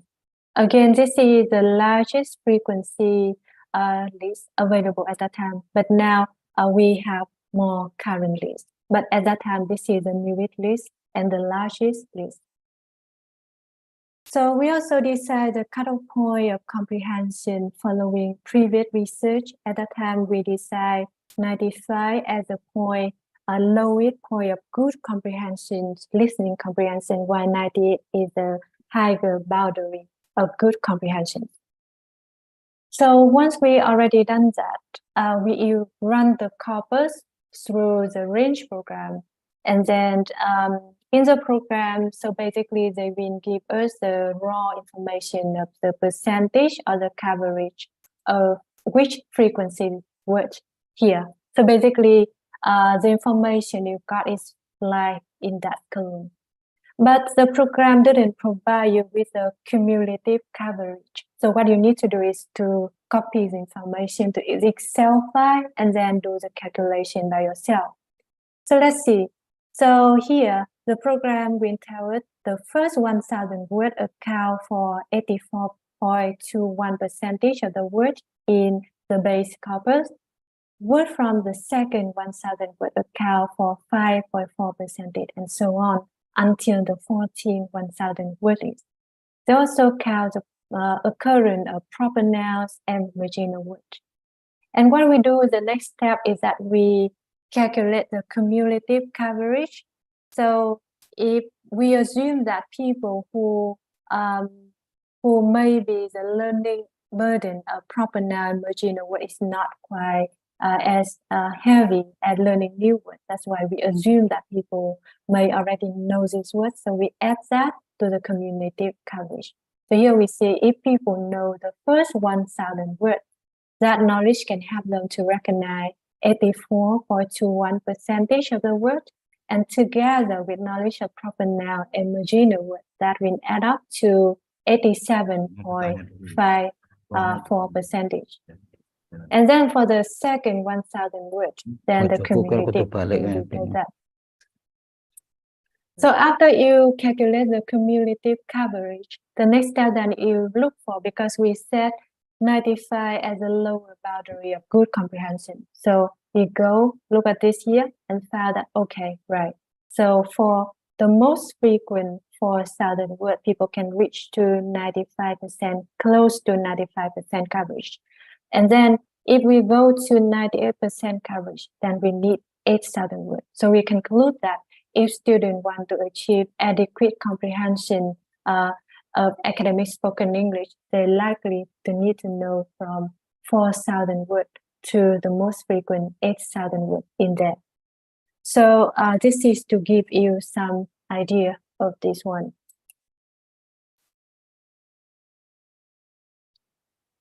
So another strand of vocabulary study is also to help you to analyze the vocabulary learning opportunities. So to do that research, again, you need to create a corpus. You choose the word list and the corpus program. And also you need to run the corpus through the program with the word list as a base word. And then you also need to calculate the number of items in the word list that appear frequently in the corpus to evaluate the potential for learning. So again, let me use another study of mine to illustrate for that. So in this paper that I written with my former student Su Long in 2023. So in this study, we're interested to see if a student what are the potential for incidental learning of academic words, academic formula, and general formula from reading online news. So the step we do is like this. First, we created 20 corpora from online news to represent the amount of reading that second language learner could complete in certain time. So the amount of reading is informed by empirical finding from previous research here. And the next step then is we decide we use the item from the AWL and ASWL to represent academic vocabulary in written and spoken English. So we also use the academic formula list to represent the academic formulas and the phrasal list to represent general formula. So what we did is we use the range and scale engines to count the occurrence of the single word, academic word, and also the academic formula and general formulas in our corpus. And then what we found, the next step then is based on the raw output, we need to decide the cutoff point of repetition that indicate where learning happens. And this is where we refer to empirical evidence from incidental vocabulary experiments. So we set 5 or more times as the point where partial knowledge of learning different aspects of known word happens, while 12 or more at the point when we learn full meaning connection of new vocabularies incidentally, and where 20 or more at the point where the effect of frequencies on incidental vocabulary learning is still stable. So based on that, we identify the percentage of words from each word list that occur to reach the cutoff point. And based on the analysis, we come to the conclusion that if learners read news regularly for 3 months to 3 to 5 years, they may encounter most of the academic word, academic formula, and general formulas. And actually, they can repeatedly encounter 80% or more of the item 12 or more times. And this is a good condition for incidental learning to happen. So based on this study, we suggest that there's potential for learning vocabulary from reading on online news. But we acknowledge that the learning takes time. So that's why explicit teaching of the item is also important. So you can see that here, word list and corpus linguistics can also inform the way we select the materials and the way we provide the instruction to students. So another application of word list is that it can inform the area of testing and assessment. So for example, if we want to test students vocabulary knowledge. So clearly you need to identify which word to test. So that's why item from corpus-based word list is also important in here. So for example, in a study that I did with Professor John Reed in 2022, we would like to develop a test to measure the depth of academic vocabulary of learner in an EAP program. So what we did is we decided to sample the item from the most frequent 2,000 words in the academic vocabulary list designed by Garner and David in 2014. And the reason is because the list was developed from academic written English from the largest corpus have been created. And another important thing is that unlike the academic word list, the AVL also includes high frequency words if they meet the selection criteria. And it perfectly matched my target participant because from our previous research, we found that a lot of them have insufficient knowledge of high frequency word in there. So this is an example of how word list can inform area of testing. But word list can also use to help you to assess the student vocabulary knowledge in writing and speaking. So basically, if you want to do research in this strand, you need to create a learner corpus, and then you need to choose the list of lexical items that learner expect to produce in their writing and speaking, and then choose the software, run the corpus through the software and the word list as usual. And then you coverage the lexical coverage of the list or the number of items in the list that occurs in your corpus. So for example, in one study that I did with my colleagues, Pavel Dowd and Natalie Finlayson. So we're interested to see how well students use academic vocabulary throughout their postgraduate study in the UK. So we create a corpus of student writings in two disciplines, education and engineering. And each student provided with two scripts, one in semester 1 and another in semester 2 of the program. And we use the IVL to represent the academic vocabulary, the range as the corpus analysis tool. So the analysis shows that the number of academic words used by the participant increased significantly across the semester. So this shows you how we can use word lists in the analysis there. So far I have shared with you some key steps of how you do research. So they are the area of research in word lists that have received a lot of attention from researchers. But looking about the current trend in here, so I know that some of you are thinking about the idea for future research. So here I can provide you with some talk based on my own observation. So in the current years, list of single word, word list has still mainly focused on list of single words, written discards, university context, using word family level 6 as a unit, and focus on lists to help learners to develop receptive knowledge. It's still very popular. And also we have a lot of lists in English. But there's certain movement in the field and looking at some under research area of word lists. So we have a small number of research looking at lists of multiple word sequence to acknowledge the importance of multiple word lists in learning.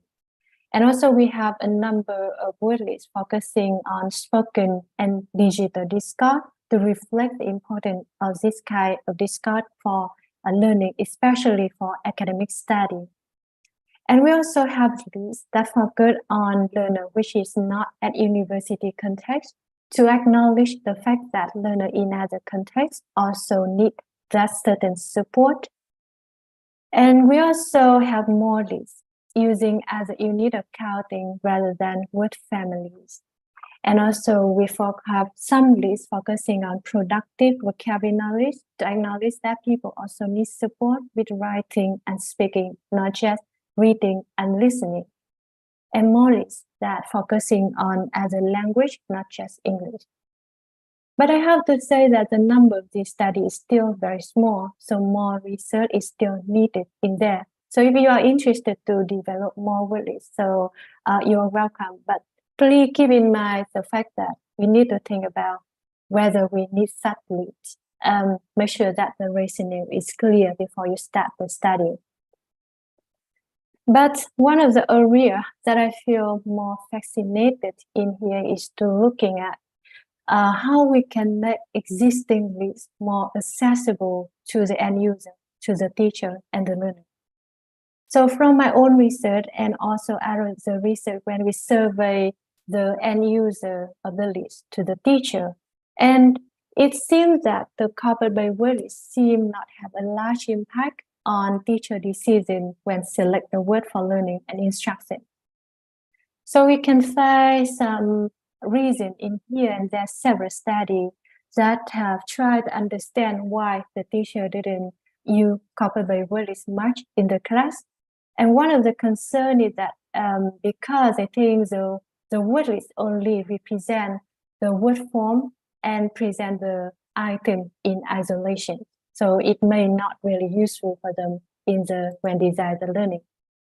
So that's why in the field, there are certain movement when people not creating word lists, but they're looking for more information from the word list.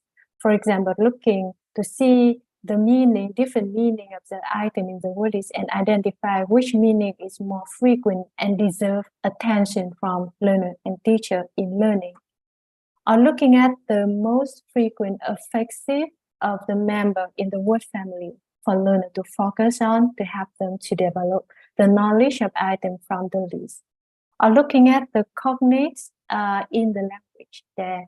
Because, for example, in one study, we found that low frequency word, but if a lot of them can be a cognate in a particular language, so maybe the learning burden is not really heavy for learners there. But for this study, we focus on a particular aspect of word knowledge. But we also need to think about learner as an active agent in the learning. So that's why one of the trends that I find really interesting is using DDL as an activity for learners to learn the language, including items from word list. So basically, it refers to the fact that learner looking at using corpus 2 to look at the evidence of the item from the word list, how it is used in the corpus in natural language use, and then see the pattern and learn from that activities. So this is the area that you can looking for. Another criticism is that they say word list may be not that relevant to learner from a particular context because they based on the analyzing of a large number of language use, but maybe not really relevant to learner in my specific context, for example. But actually, in a study that I did with Avery Coxett and Stuart Webb, we found that actually it's not always the case. So when we compare between the word that indicated as useful based on information from corpus analysis and what is considered as being useful by the teacher and what the learner knows. And we found that there are significant and positive correlation among the three sets of data. So it shows that actually corpus linguistics is also useful way to identify the word for learning. So, but we also have to acknowledge that we need to make sure that we refer to the information from the key stakeholder to make the word list relevant to their context. So that's why in the field, now after you base on information from corpus analysis, you also need to base on information from teacher expert, from student knowledge, to further filter items from the word list selection. Another criticism is that the word list may be so some studies say, well, the teacher interested using corpus by word list, but they don't have access to the list or they're not very familiar with the source available there. And some also say that the teachers are busy. They just want to have the material and resources that already been designed for them based on public list. So this is a very key information that need further talk in here. But in the field, there's certain way that people have been done to tackle the issue. The first way is to make word list and relevant guideline available open access. So for example, there's certain website, for example, the OSF or the IRIS, when people, researcher can upload word list and information there. So for example, the academic spoken word list that I created, you can find from the link. And also, you may already aware that certain website that can help the teacher to design the materials based on well-known word lists in English, but also in other language. So I'm not going to go into detail, but there's certain publication by Coxette and her student, and also by Barton, when they provide some link to open access word lists and resources. So if you're interested, please come and read the resources. Another criticism of word lists is that there are little guidance to practitioner and learner on how to use word lists and what research they are based on. And actually, the teacher also lack knowledge or have insufficient knowledge of vocabulary teaching. So this is something that need to be tackled, and it takes time. And new research will be welcome in that area to see the impact of that. But one of the movement in the field is that, I'm not sure if you know, but there's a website called Oasis, when researchers, when they publish research articles, they also write a short summary of the findings of their study and pedagogical implication in an easy language for practitioners. So it is freely accessed, so you can find more information when you come to the website here. And also provide the training and sharing workshop section to practitioners to bring research closer to the practice is also one of the trends. So this is also one of the reasons why I think I'm very keen on to deliver the talk today, because it hopefully can help researchers in the other area can understand more about word lists and also other things. So I think there are certain areas that word lists can be done to make it more accessible to learner and teacher, and those are just only some of my personal ideas. But if you have any idea, feel free to share that in the Q&A. So that's all, and thank you very much for your attention. Thank you very much, Dr. Hiền Nang, for giving really inspiring ideas on how to do research with vocabulary list. I think this topic is really insightful. Means that maybe the listeners or the participants are interested in having questions to you related to this topic. And I think it's time to have questions. Please write your question in a chat room, or you may raise your hand to have question directly to Dr. Yang. Okay, actually there are several questions typed here on the chat.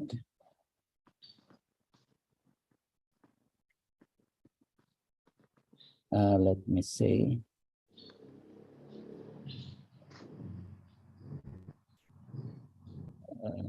Just a minute.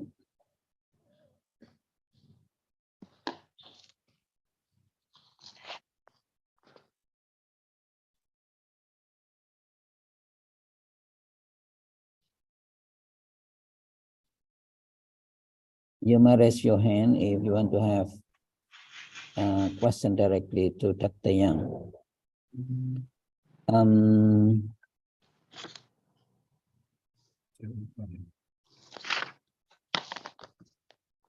Okay, there is one from Rudy, Universitas Malahati Lampung.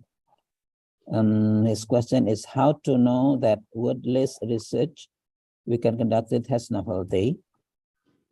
And second one, what is the contribution of word-list research to the body of knowledge? There are two questions from Mr. Rudy from Universitas Malahayati, Lampung. And that's yeah. Thank you very much, Rudy, for the question. So I will answer the first question first. How to know the word-list research we conduct is a new and innovative way. I think in part of the talk for the first trend of word-list, I think the first step when you decide to design the word-list, you have to think about, is there a need for the list? So it also comes with the questions by doing literature review to see if any word lists that are useful, that have similar purpose as yours being desired or not. If there's also, so maybe yours is not new anymore. And also for me, I think, as I just said, if you think about designing the word list form, it depends on the purpose of the word list. So if you are as a practitioner and you want to design the word list to help your student in your program, and you think that if the word list available that is not useful at all for your student because it's not specific enough, yes, so you can design the word list by yourself if you like. But if you want to create the word list so that you can publish in journal article in your field, for example, in applied linguistics or TESOL, for example. So this is also the key question. And based on my experience, because I review a lot for journals and review a lot of word list study, a lot of research have been done. And I think the key question then is, do we really meet the needs?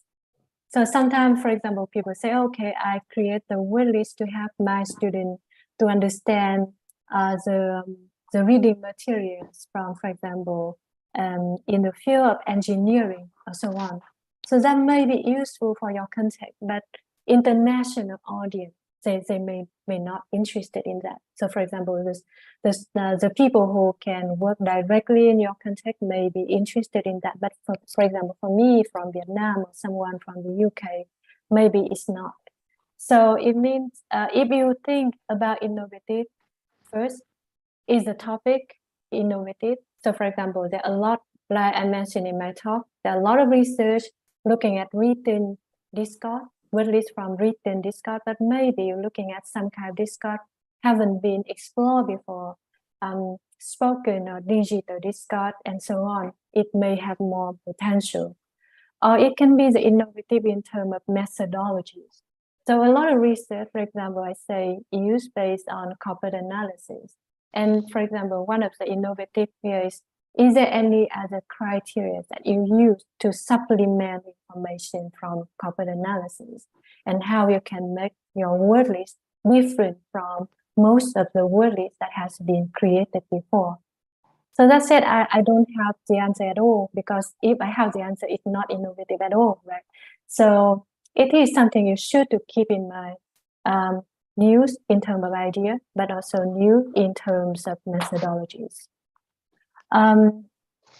About your second question about the contribution of word lists to the body of knowledge, as I mentioned in my first area, is in the very first slide, I think that word lists can contribute a lot. So I'm not going to repeat it again, but one of the key information is to set the learning goal for learning. So let's see, as a second language learners, there are a lot of words that they need to learn, and sometimes they spend time learning the word that they never encountered before again. So this is a waste of time. So designing a good word list can help us to select the item that can inform the learner to see which word that they should focus on. And it also informs the way that you assess in the field of assessment, material design, and also testing, and so on. So a lot of contribution, as I just mentioned. So I hope I answered your question. So any more questions? Okay, Dr. My Yang. question, please. So sorry. My third question is about whether or not the word list research is totally quantitative research or not. Oh, good I, question. I type it. This is a good question. I think in the field of vocabularies, not just about word lists, so it's mainly quantitative research, but now the field has moving. So as if we talk about the area of word list research, so traditionally we base a lot of mainly based on quantitative research by analyzing information from corpus linguistics and also conduct statistic measures to do that. But in the field now, we move more about using mixed methods.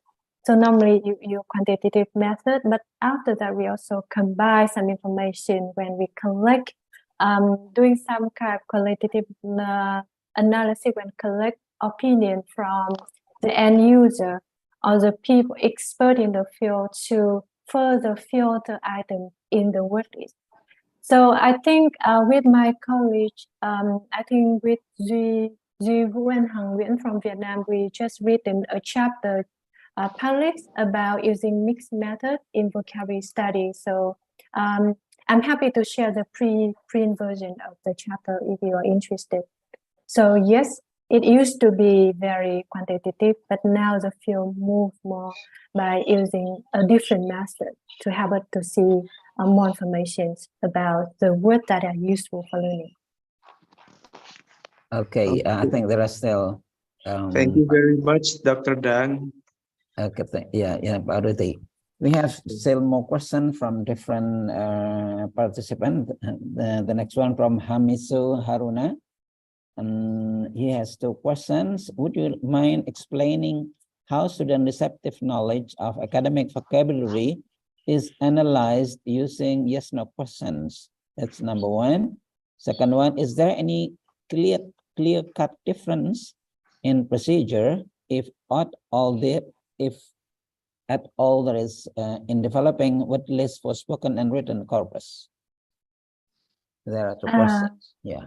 Okay. Right, so I answer the first questions.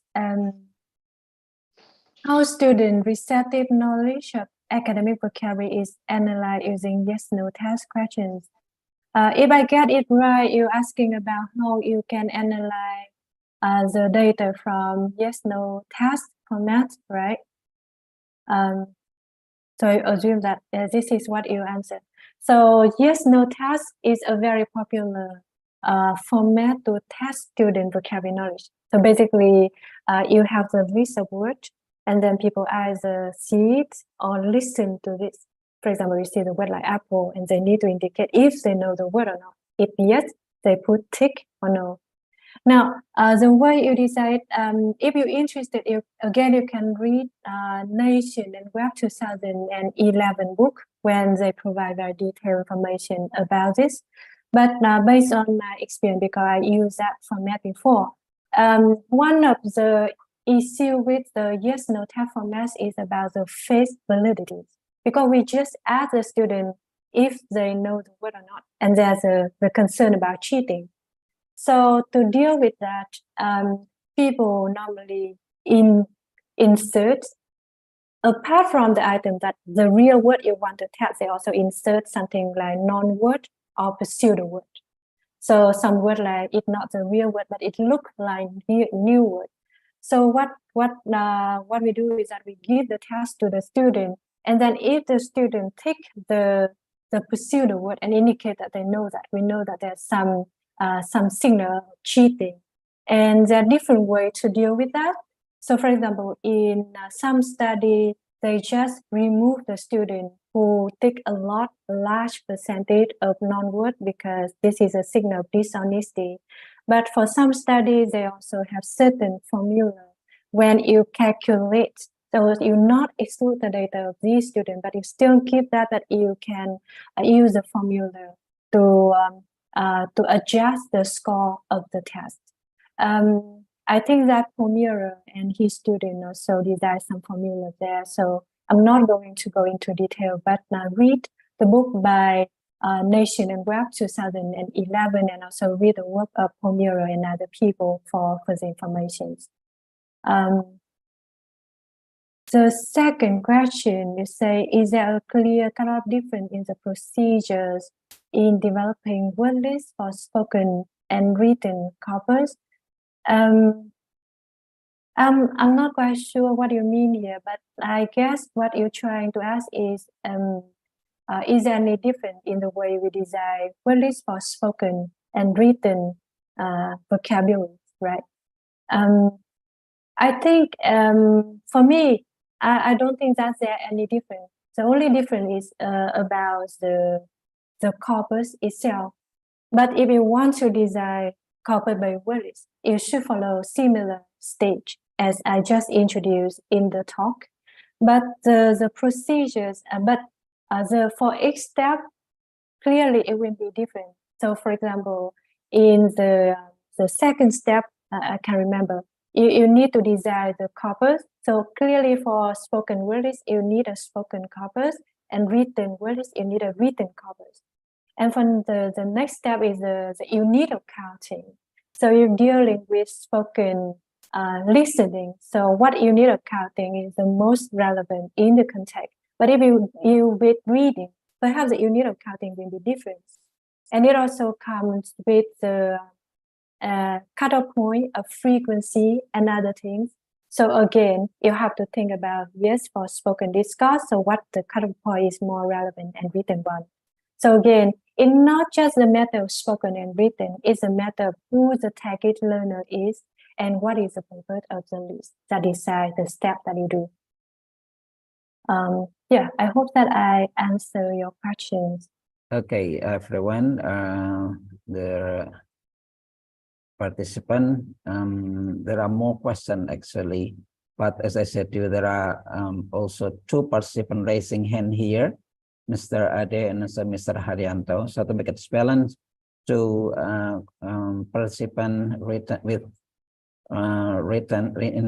and then two in spoken in directly questions. Okay, please, Mr. Ade first. Thank you, sir. Dr. Daniel, I have one question for you. Currently, I'm having a research on analyzing terminologies in economic statistics in business, and I would like to have your suggestion, which kind of analysis of what is that I can do for such terminologies and book course in economic studies. Do you have any suggestion that I could do with my analysis, Dr. Daniel? Thank you. So particularly what you want to get there from the analysis? What is the purpose of the study?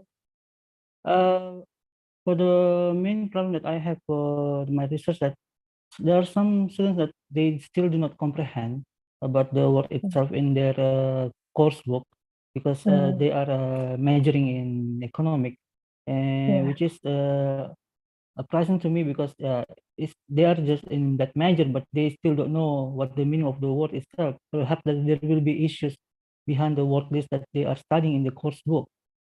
Yeah, I think there's certain thing you could do here. I think if I get it right, so you have the coursebook on that particular discipline, but you expect your student can make use of the textbook, but it's difficult for them to understand, right? Correct. So one of the area you can do that really can inform you is to looking at analyze the vocabulary loads of text. I think that I mentioned before. What you can do is you and your colleagues can create a corpus based on the textbook. I think that you can look at more information about how you can use that using and word profiler and so on. So you create the corpus of the textbook, and then you can analyze this using Nation BNC vocabularies to analyze that and see the vocabulary notes up there in the textbook. So because you're looking at the reading, I would suggest that you go with a cutoff point of 95 and 98% of the word in the text. So basically you can have the textbook and then you run it maybe by word profiler or Lex tutors there. And then the program will help you to count and see how frequency of the item in the textbook. Okay.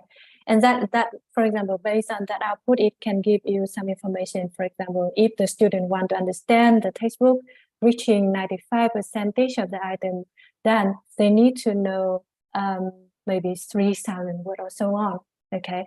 And then the next step you should do then is you can use some vocabulary test, for example, the vocabulary level test, to measure the knowledge of your student.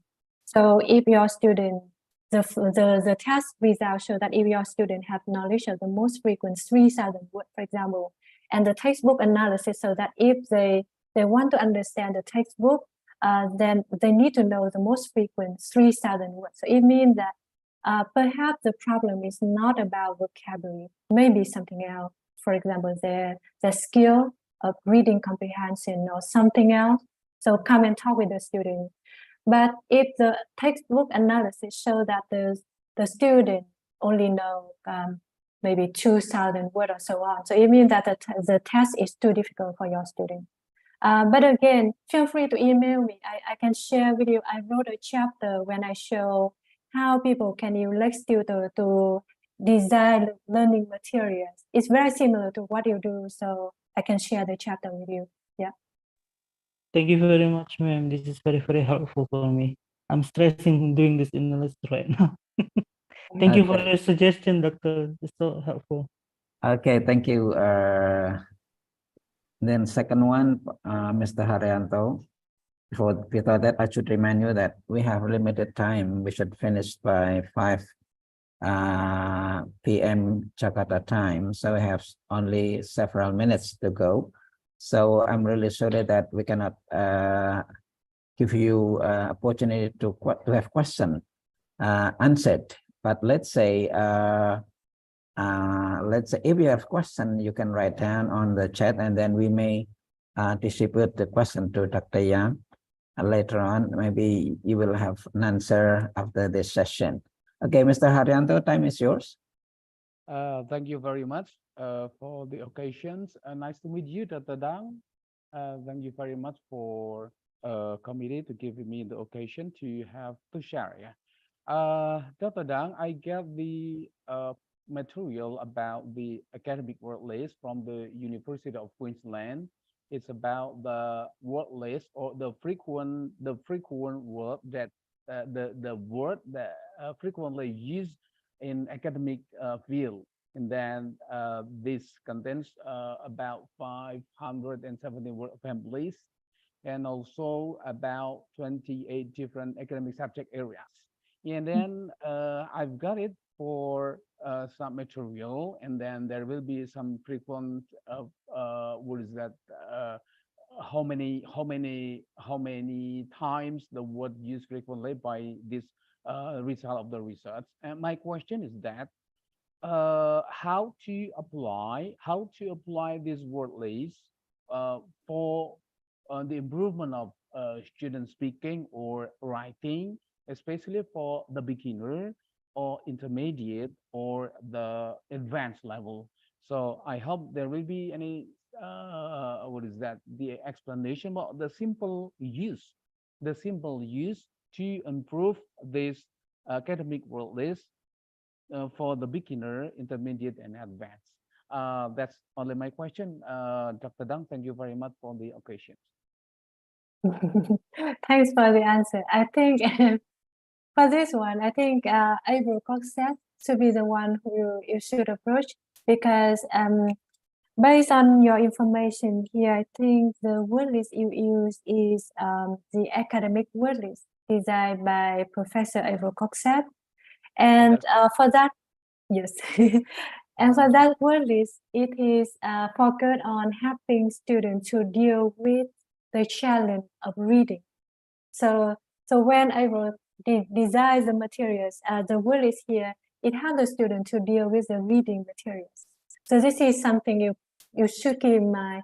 It's not originally designed to help the student to deal with academic writing, but it doesn't mean that the word list is not useful for people to deal with the challenge of academic writing. Because as I shown in one of my presentations, because I'm looking at the analysis, and I found that in one of my study, we found that actually the student use of academic vocabulary, the vocabulary they expect to in their reading. So when they read the material, then later they pick up at that and then can be able to use that in their own writing. So this is a very positive way.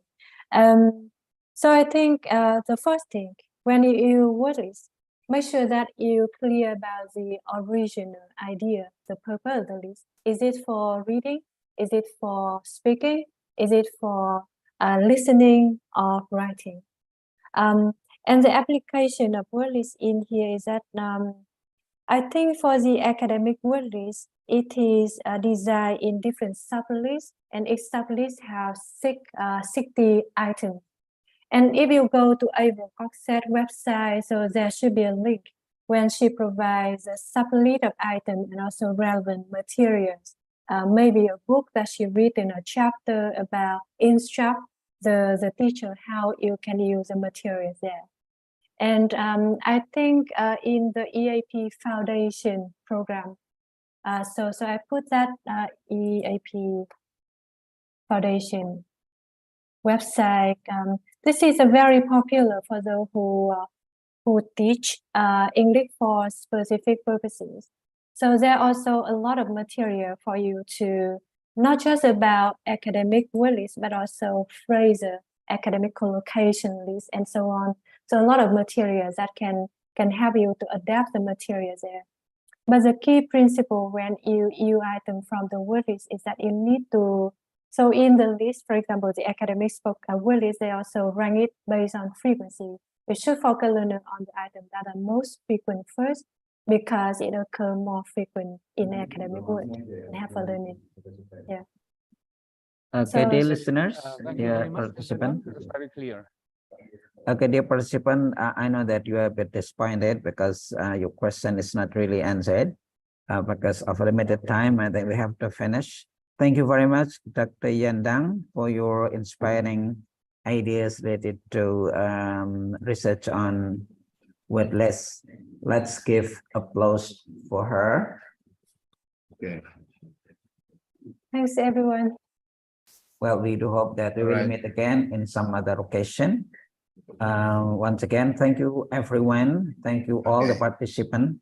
We have really insightful discussion this afternoon. Okay, All back right. to Bagus. Yeah.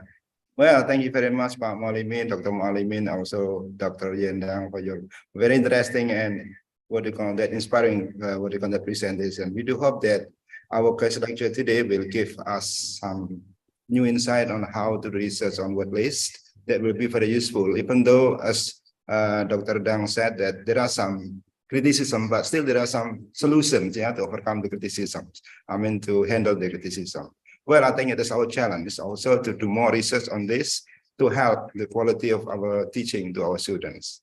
Thank you very much, Dr. Yendang, and also thank you very much for all participants for your active involvement, active participation in this afternoon case lecture. We do hope that we meet again next month. We are going to conduct 2 more case lectures, inviting some professors from Indonesia and also from overseas. Thank you very much. I'll see you then next time. Just Bagus, before we finish, we may have some photo taken. Okay, yeah, some photo taken then.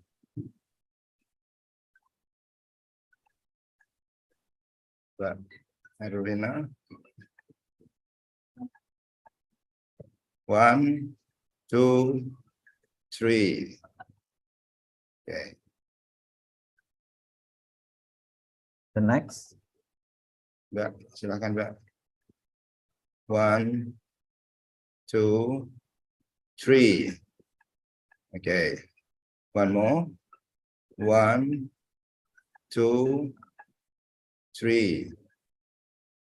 Okay. 2 more bring, I think.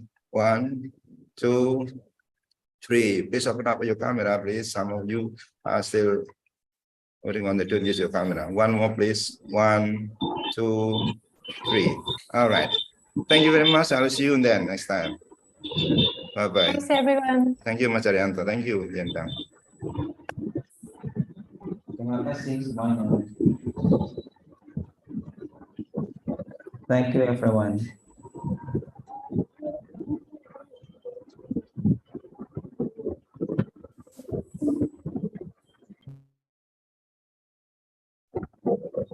Bulan Mas, 200 itu bulan. Udah 300, Ya, udah 300. Iya. Ada ya?